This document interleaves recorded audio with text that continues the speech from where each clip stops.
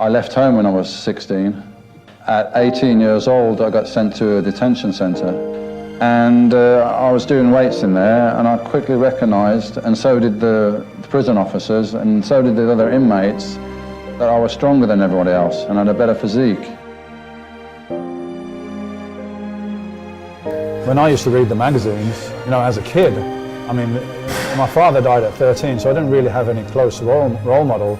So these guys in the magazines almost became my surrogate fathers or role models. I'm probably doing a total of maybe 3.5 hours a week in the gym of actual weight training, and some of my competitors are doing probably that much every day.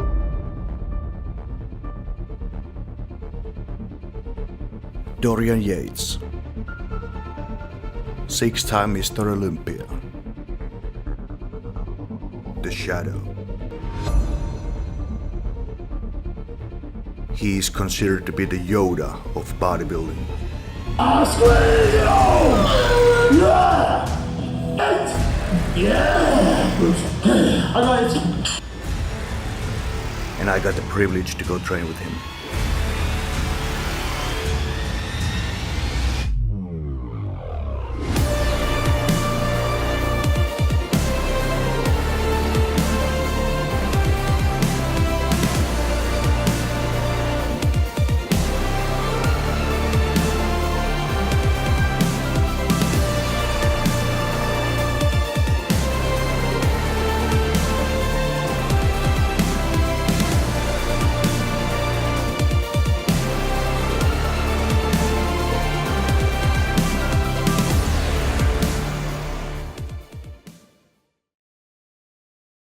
The Shadow was Enigma, was like the opposite to most bodybuilders who seek the publicity and like the attention. Actually, I didn't like it. I liked to just train, and the only reason for me to pop up was to win a competition once a year or so. So that's where the name The Shadow came from.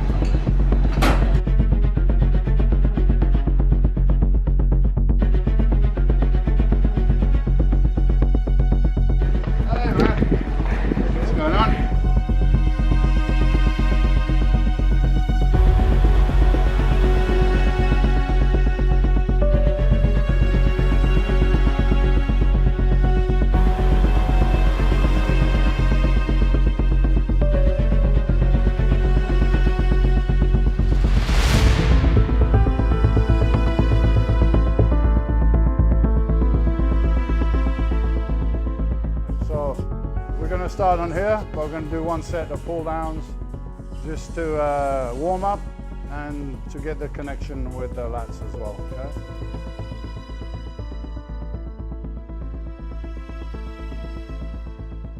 Okay, so a little bit before we start about the function of the lats. Of course, everything you do in the gym, the form is important, okay? But on the back, possibly more than anywhere else, because it's behind you, you can't see it, and it's connecting through the arms as well, through the biceps. And also, if you're not having the correct position, the correct body mechanics, you're not going to get a full contraction in the lats, yeah? It's very important when you get to the contracted position that you have a slight arch on your spine for the lats to contract properly, yeah? So, on this exercise, we've got 3 parts of the movement. So we got the positive, coming down. We got the static, because you've got tension in the static position. And then you've got the negative. And those are the phases of the exercise, the different strengths. So you've got the positive, that's actually the weakest part of the movement. Then you've got the static, that's stronger. And then you've got the negative, which is the strongest. So a lot of people are missing a lot of the exercise because they're not holding the contraction and they're not slowing down the negative, okay? So just as a kind of guide, if your positive is count of 2, let's say it's 1, 2, should be count of 1 here, and 1, 2, 3 on the way out. So the negative should always be slower. So most people, they're just concerned with getting the weight down and then they're letting it go through the negative, yeah? So I want you to consciously slow down the negative and arch a little bit when you get that contracted position, And then you should feel the contraction right down here with the lats, because the lats are going from here all the way down here. And most people don't hit the lats. They're hitting the traps, they're hitting the rhomboids because they're not doing the exercise correctly. Okay, so we're going to do this to warm up, but also to get the feeling that you get that contraction, and then we're going to maintain that through the workout when it gets heavier. Yeah? So overhand. From here, down, contract, control on the way up. Squeeze here, control on the way out. Okay? That's it there. 1, 3, 4. Okay? Right, we're going to go all the way down. The big range of motion, right to there. Okay? Push. 2, good. Come on, all the way in. It's all yours. 5, it's all yours. Yes. And again. Squeeze there. Come on, 2 more, it's all yours. Right.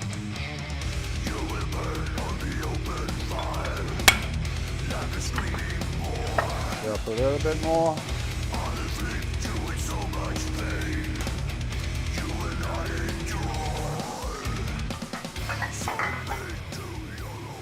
What do you think would be the best rest periods between the sets? Depends on the exercise. Bigger muscle groups, you're using more oxygen, so you need longer to recover between the sets. So I don't go like by the clock, 60 seconds or 90 seconds. Depends on the exercise, depends on how I see the client is recovering. If you can talk normally and you know, so on, then it's probably time to go. The thing is, you've got to be able to take that set to muscular failure. If you're rushing too much and you're still breathing heavily from the previous set, then you're going to run out of cardiovascular. You're going to fail cardiovascularly rather than muscularly. So there's like a balance, and then you don't want to rest too long.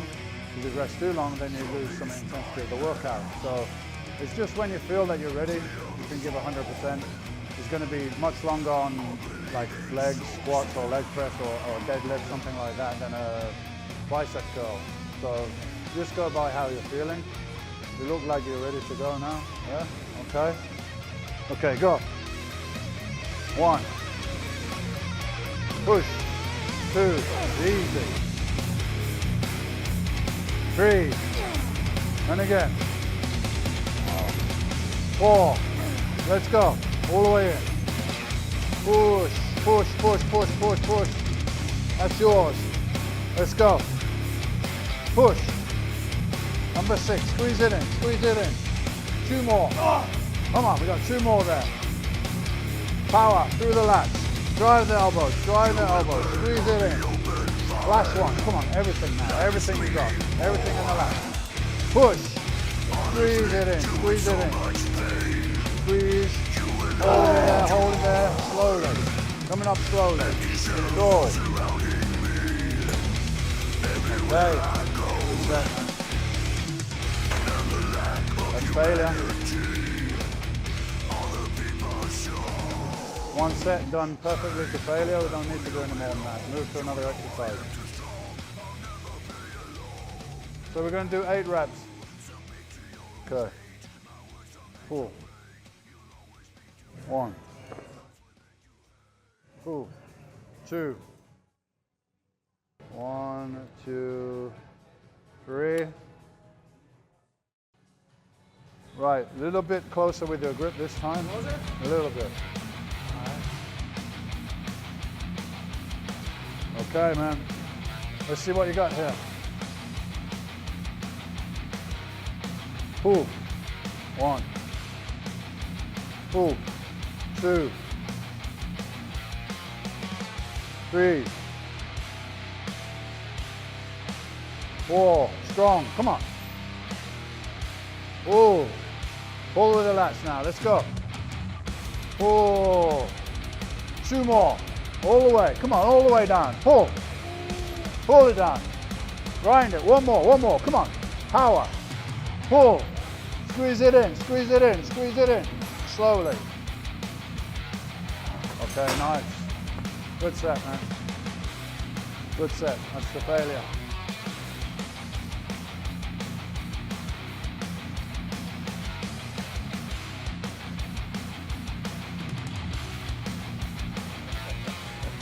It's not just the lats. I can feel it all the way in my back right now, even in my cabezas. Yeah. It's crazy. And we only did 2 exercises. We've got 2 more to do on the lats. We're going to move to rowing now, barbell row. I think I never had this kind of pump in my lats, and I've only done it. Only done 2 exercises. But it's very targeted, it's very focused, yeah? That's the idea. Most people, when they're pulling down, they're leaning back too much, they're using momentum, they don't have the correct angle. So there's a lot to do with the form here that you're learning. All right, have a breather. I'm going to set up the barbell. Okay, so we're going to do barbell row. A little bit different from the conventional. So I'm going to lift it up. So the upper body is above parallel, not parallel to the floor here. Coming up, so the bar is going to be about by the knees and pull into the waist. And keep the upper body very still. A lot of people do this from the bottom and they do this to get the weight going, momentum. Again, we want to cut the momentum out. How about the legs? Can you bend a little bit if you keep down? Straight. Whatever you're going to do with your legs, have a slight bend on them, but then lock them there. So the whole body is locked. The legs, the back, everything. We're just going from here to here, yeah? So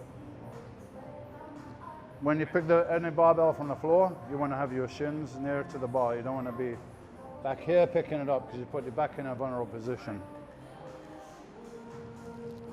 So here.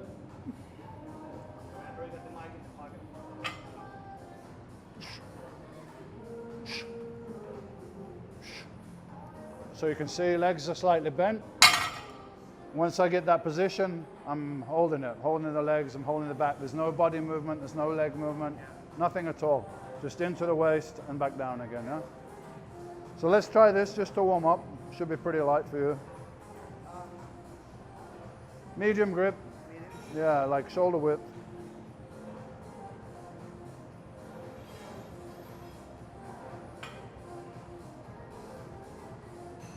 Look in the mirror. 2, 3, 4, 5. That's it. 6. Now you got it. Feeling pretty good. I'm still scared, obviously, but I got a good pump, so it gives me some confidence, and I can really feel the exercise better once Dorian is helping me out. So this is definitely helping me with my bodybuilding, definitely. Not sure if it's going to fit you. I'm a small guy. Okay, we got it. Okay, so bend the legs, pick it up. The reason I'm telling you to keep your eyes in the mirror, yeah, is because if you got your head up, you will keep the arch on the spine. If you put the head down, it starts to round around, yeah? So keep your head up and look in the mirror. Come on, man. Yes. Strong. Come on, you can do this. It's easy. 1, 2, 3. Good. Pull. 4. Pull. 5. Again. 6. 2 more. 1 more. Eyes in the mirror. Pull. Yes, down. Nice. Nice.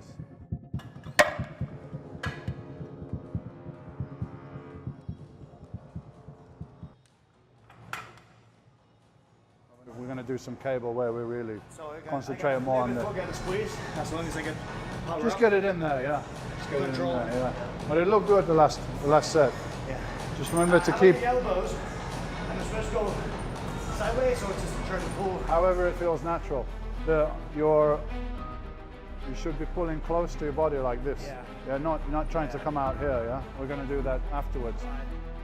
So everything at the moment, close to the body, close to the body, close to the body, because we're targeting lats. When we come out more with the elbows, then it's going to go more to the mid traps and rhomboids and so on. So we'll finish with that. Sure, you keep that form tight, keep the legs tight, back tight. Once you get to this position, you're locked. You're not moving anything, just here. That's it. Keep this up in the mirror. All right, man. Let's do it. Solid. Tight position.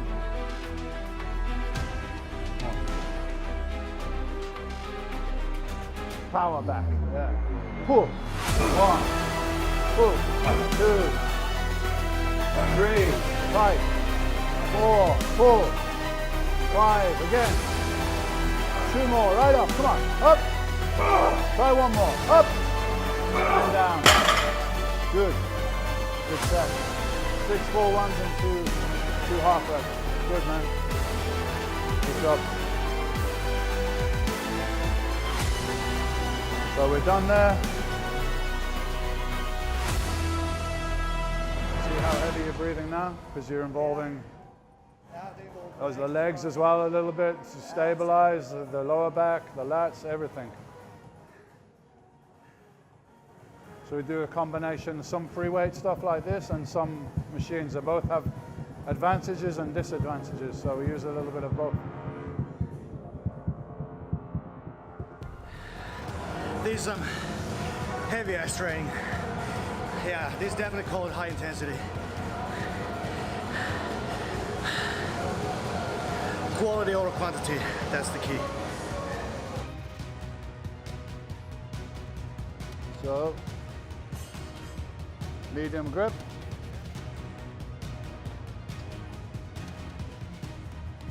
Legs slightly bend. You're going to let the shoulder girdle go forward, back and squeeze.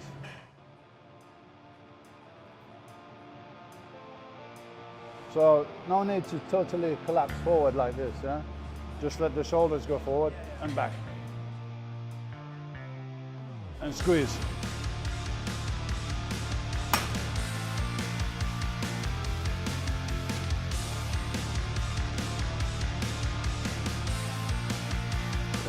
Back and squeeze. 1. Good. 2. Perfect. 3. I'm not here to set weightlifting records. You're here to take the muscle to failure in a 6 to 10 rep range and focus as much stress onto the working muscles as you can. So we're trying to minimize any kind of momentum, swinging and stuff like that. And of course, as the workout gets on, your lats are getting weaker and weaker because we really hit them, we really targeted them. Normally you probably don't feel this by the end of the workout where it's totally fried.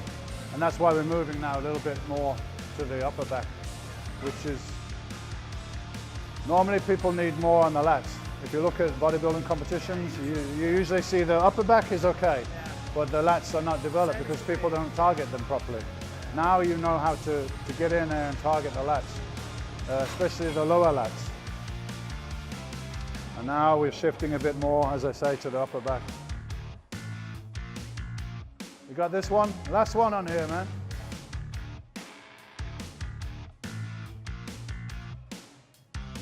Okay, keep it exactly the same. If you need help, I'm going to help you a little bit just to get that last bit of a contraction, okay? Okay, nice and tight, man. Last set on here. Make it work. Make it count. 1, 2, perfect. Like this. 3, let's go. Come on. 4, it's all yours. 5, and again, right back. Pull. 6, 2 more. Pull. And 1 more. Pull. 2 half reps. 2 half reps. Come on. Let's see it. Pull. And again, 1 more. Pull. Okay, great. Perfect. That's how you should look after a good set.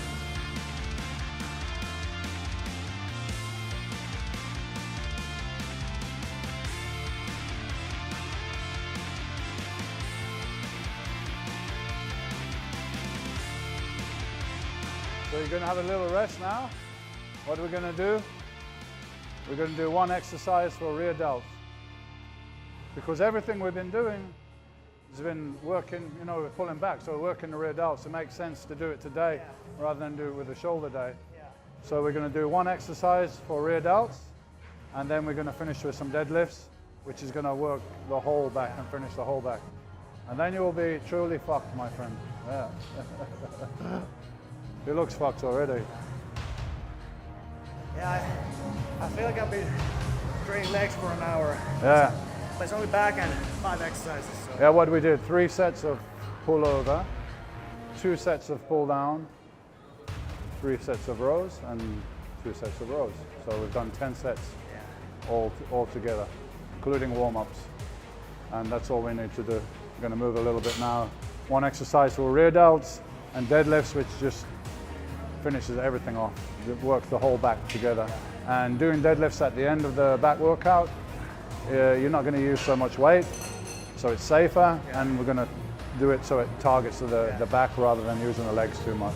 I've always done deadlifts as a ass exercise. Yeah, it's the best way to do it. Of course, you can use more weight if you do it first, but as a bodybuilder, it's all about how much stress you put on the muscle, not necessarily how much weight you're lifting.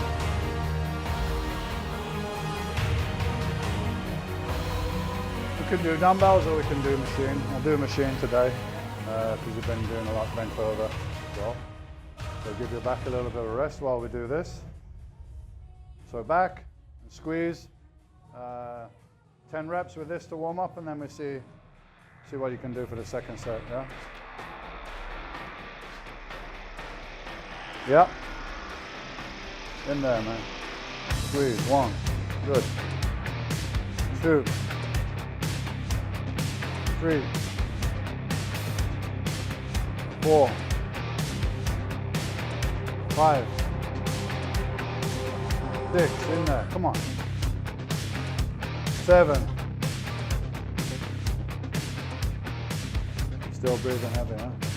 Yeah, but it's getting better. Yeah. That's what happens when you go to full failure. Okay, you ready? Let's hit this, man. Last set on here. As many as you can. Let's see. In there. Come on. Squeeze. 1. Easy. 2. Right back. 3. Good. 4. It's all yours. We got this. Come on. 5. Right back.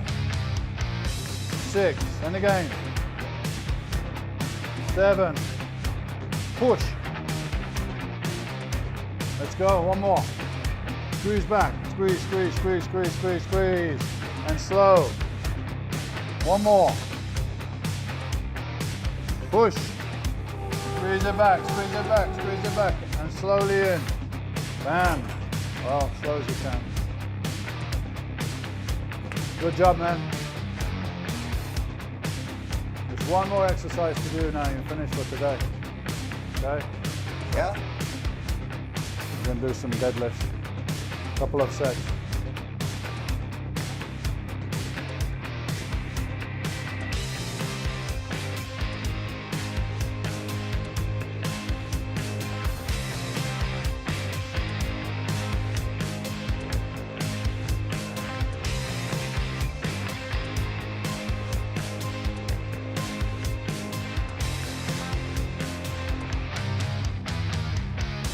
Head up. Pull. 1. Pull. 2. Powerful, man. Come on. 3. The last set. Pull. 4. Strong. Pull. One more. One more. Come on. Pull. Still got one more. Still got it. Power. Last one. This one. Last one. Everything you got. Come on. And pull. And down. Perfect, man. Perfect. Good job.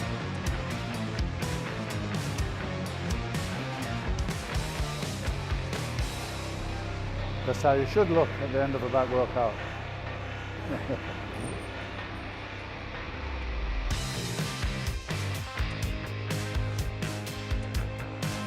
There, you can get a picture of us.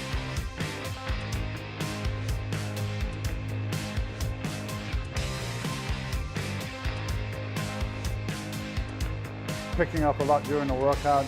A lot to do with the technique and the form. It's not just about throwing around heavy weights. People get the misconception, I think, with my training that it's all about heavy weights. No. We use the weights as a tool. So yeah, the weights is important. We increase when we can, but within the confines of doing it exactly the exercise correctly and putting as much stress on the muscle as we can. And what we did, like 45, 50 minutes. Yeah. And you don't want to do any more. I realized that just with the small fixes with my elbows and arms and with grip, there was a huge impact how I felt the exercise. All the little things add up at the end of the day. Yeah, it mattered a lot more than the weight at the end. Exactly. To be honest, I was scared back in my hotel about this workout. I was actually like shaking a little bit, my voice was cracking. But now, since I got the pump, I got the good feeling about the workout, I will calm down, you know, I can really focus. And tomorrow is delts and triceps, so it's not as tough as this one. The toughest one, of course, will be the last one on Friday. That's why we do it on the last day, so you have the weekend to rest after that. So, good job, man. Thanks, man.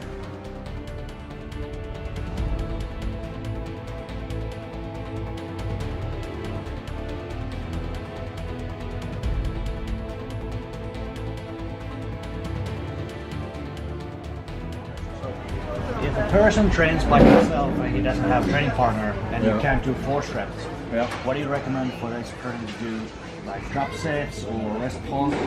How do you go through a failure if you're by yourself? Yeah, you can go to failure. And then, I mean, some exercises you need somebody there anyway just for safety. Talking about bench press or maybe leg press or something like that, where you can get stuck with the weight. You need somebody there anyway, just for safety reasons. But if you can't, the other exercises, you can go to failure. And occasionally, I would use those techniques, like a drop set or rest pause. So let's say you can do 5 or 6 reps, put the weight down, you rest 10 seconds, and you go again, maybe 2 more or something like that. So that's a way of doing it. And a drop set, again 6 to 8 reps, and then dropping the weight and trying to get another 6 to 8 reps. So that's a way to increase the intensity, but mostly just going to failure. As you train with me today, you can see, okay, I'm helping you a little bit on the last couple of reps, but it's really more the weak point to get the contraction. I'm not, lifting the weight for you or something like that. So people get the wrong idea about force reps, that they're not doing enough reps on their own, and then they're getting somebody to help them with 3 or 4 reps or something like that. You should be doing the exercise yourself, and the force rep is just to get through the weak point of the movement on the last 2 reps maybe. And of course we're slowing down the negative on every rep, so we're getting much more out of the exercise. And most people are just moving through the negative quite quickly, so they're not benefiting from that. They're not.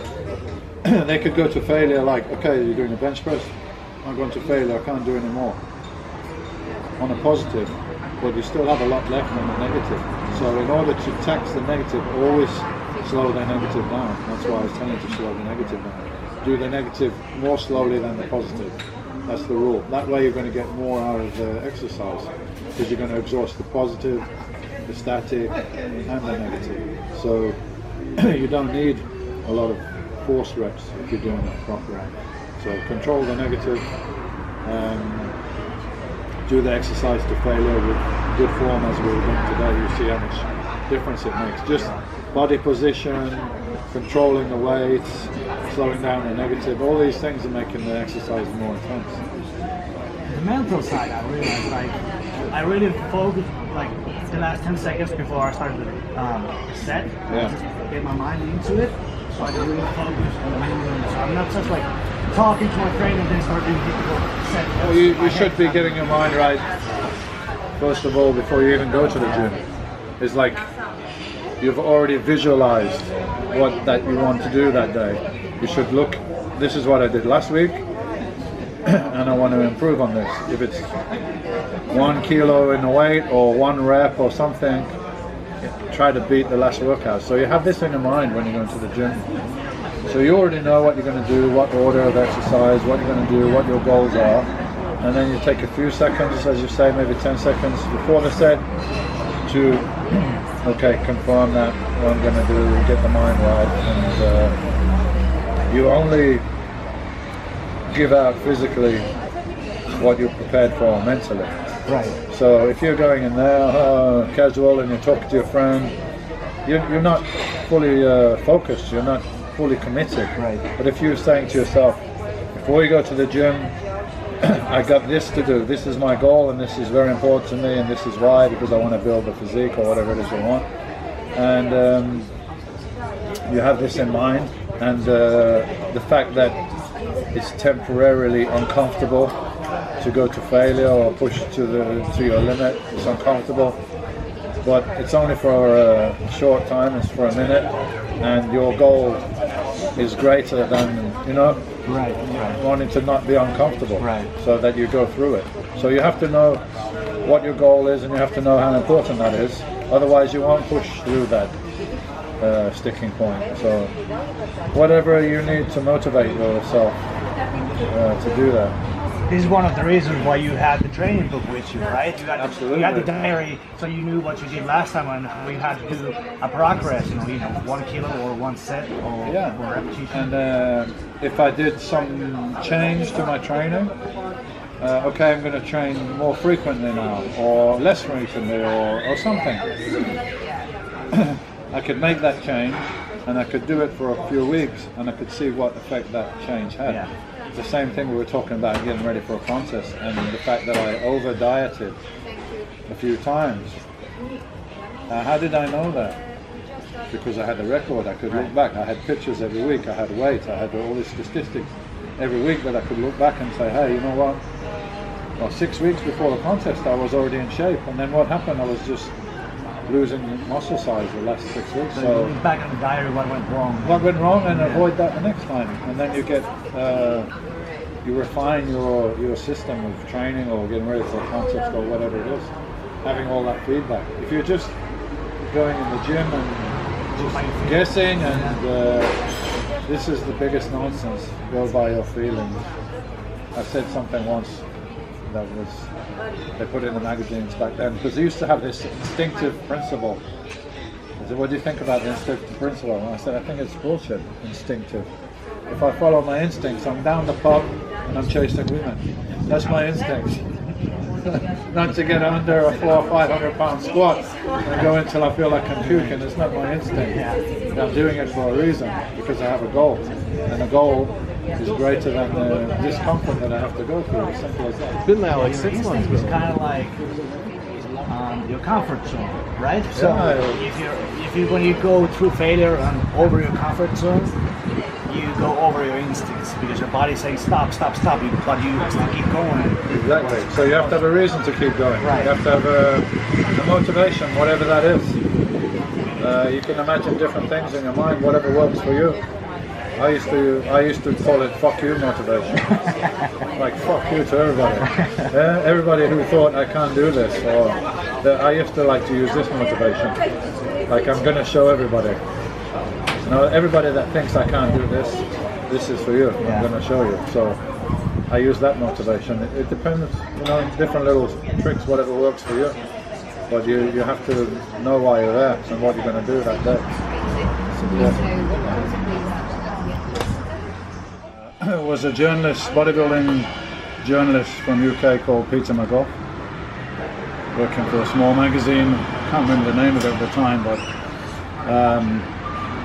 so it's a funny story, because Peter gave me the name The Shadow very early on when I was competing in Britain, and he was a journalist. And later on he went to be the editor of Flex magazine and Muscle and Fitness for WIDA, and I went to be Mr. Olympia. So he's the only person apart from my ex-wife that went to every contest that I competed in. So he called me The Shadow because he saw that I was unlike the other bodybuilders who kind of crave the attention and like, you know, to seek the attention, where I just came to compete and then disappear and nobody saw anything about me or knew anything about me. Of course, no internet then, no social media, so I would just disappear and then reappear, so it was like a shadow, which is funny because I had a horse when I was a kid called the Shadow, so it was strange when I saw myself full of the shadow. So yeah, that's the story.